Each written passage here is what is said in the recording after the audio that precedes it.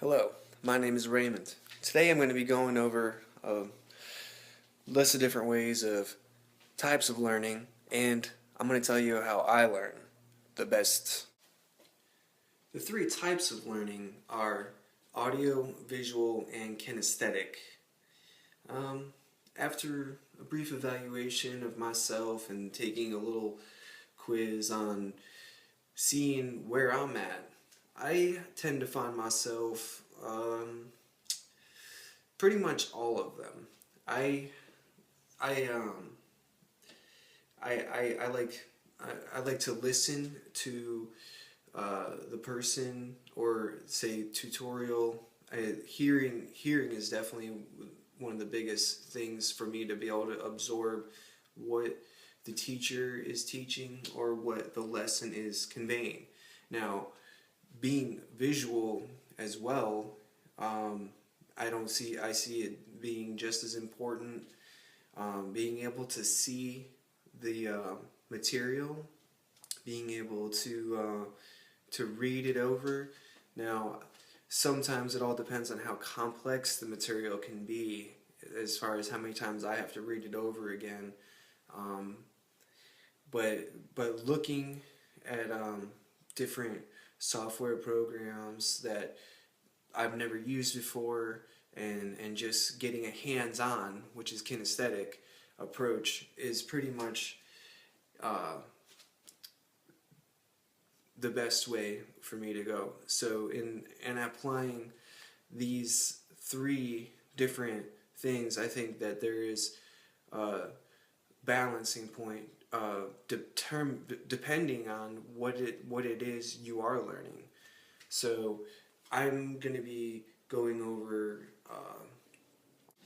another thing that I would like to add is that the environment in which I do my learning and studying is, I'd say, as relaxed as I could possibly be, while also being as awake as I possibly can be. I'm going to show you what it is I do to get the job done.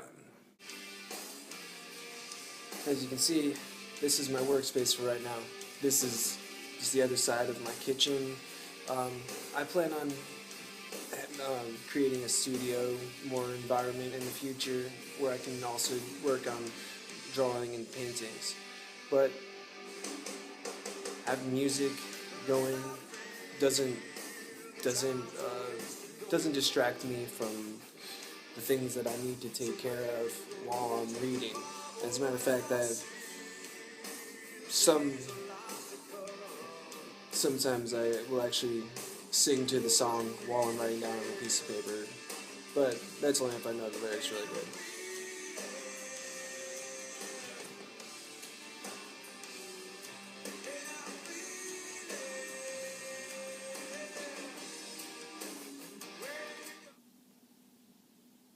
This here is a software program for 3D rendering, and I have actually only used it one time. So what I'm going to do is I'm just going to show you around and what I have learned, and that quick on I want to say it was definitely a more hands-on kinesthetic approach. However, there is a lot of visual things that you must see. Obviously, we see that first off, you can pick from any one of these down here to make one of your sculptures. And what we're going to do is we're going to take this, and this is the sphere. And how you see the dots on both sides here is what is called in this program symmetry. And to change the symmetry, you would go to transform, and you go to activate symmetry, which is you take it off. Now we can draw on that object by just having one point. Now I will go back and turn the symmetry back on, and these actually change the vertices from X, Y, Z to the symmetry angles, and you can actually make more points as well, so that there would be more dots on the screen. But what we're going to do is we're just going to go ahead and we're going to play around with this here. What I see is a displacement brush, and we're going to change the drawing size down to a lower number, about 28 sounds good. And let's just see what happens when we do that. Alright, now I almost see something like an ear around the outside, and this is all just random clicking. However, in my mind I kind of imagine a little bit of what I'm going to be doing next. I sort of see it, but with this, it's not. It isn't. It is more of just a lot of experimenting right now, and as you can see, I just simply made that. I made that happen quite easily just using this one brush. Now if you hold down shift, what I'm doing here is I'm holding down shift, and that turns the cursor blue, and that sort of smooths it out a little bit and puts it together just a little bit. And this is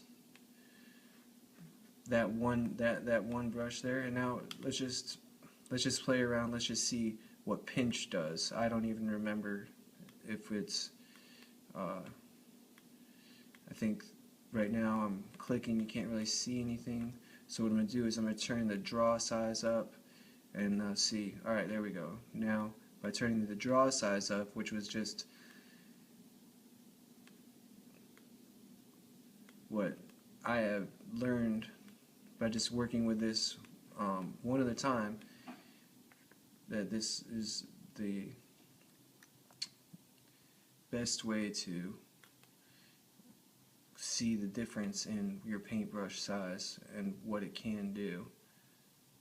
So what I'm going to try to do, what I'm going to try to do is zoom out here. There we go. Hold on to this.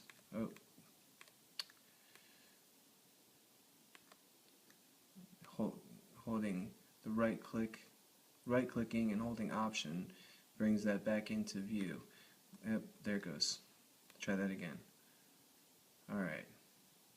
Letting go of right-click first and then letting go of Option is what makes it stay in place.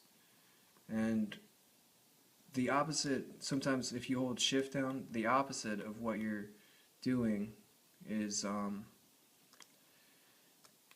going to be, the opposite of pinch is going to be, sometimes it is it all depends. You can select one of these. See, now this one says this brush will be selected as the sculpting smoothing brush, and you would have to hold the Shift key and click to use it.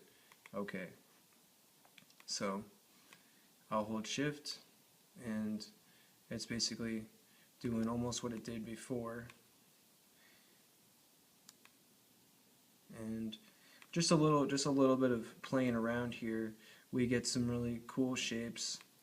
I clicked on something and made this appear to be, I don't know what I did to do that, but it's all just a trial and error, hands-on kinesthetic approach. And let's just for clicking here changes the color of your picture, of your design, and right-clicking also does that as well. But there is two different places. Let's try this elastic out. Let's move that around a little bit. Now I'm just simply holding that down, the left click button, just like before. And as you can see, this is what some may think to be a complex program. You can just really tackle things, and if you have, like I said, I have all three. I don't have the music on right now, but usually I like to work when I'm studying with that. But this is just a quick idea of what it's like to get hands-on with something, and in this case it being a computer program, which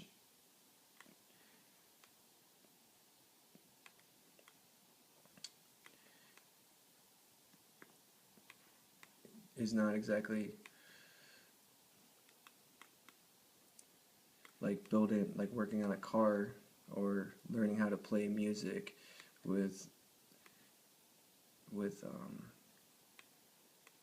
that kinesthetic approach in mind.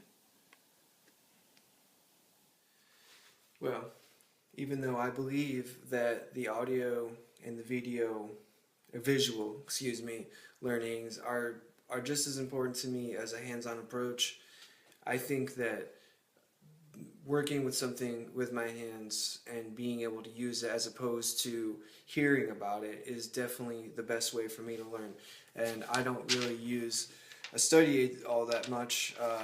These are just some notes I took while I was working with it, just jotting down things and watching tutorials and jotting things down that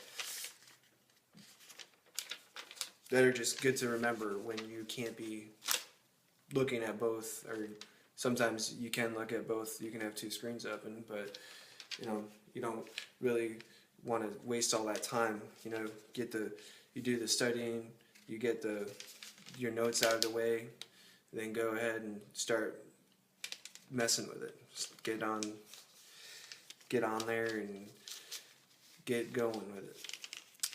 And that is my presentation. Thank you very much.